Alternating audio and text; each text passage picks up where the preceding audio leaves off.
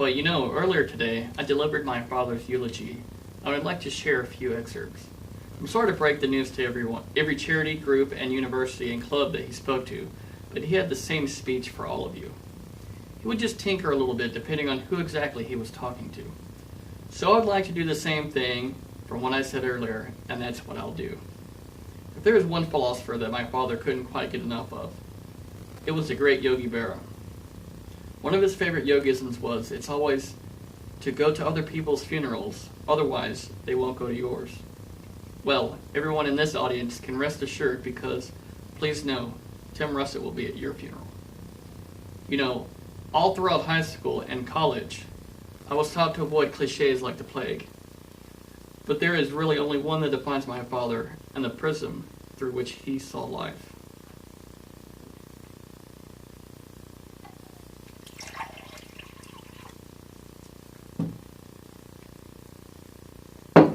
When I hold this up, some of you see a glass half empty, and some of you see a glass half full.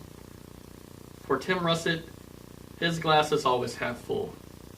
In my 22 years, I have never met anyone filled with so much optimism, who not only loved the good parts of life, but also its challenges. The ability of the human spirit to withstand tragedy always interested my father, and he firmly believed that with faith, friends, and a little folly, anybody could withstand anything. Well, that philosophy is certainly being put to a test this past week, but I believe that it's working. This past week has been a whirlwind of emotion in preparing for this speech.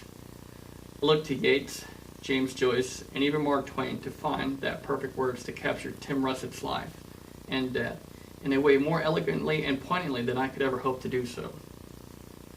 But the other night, a friend of mine reminded me to look at chapter 20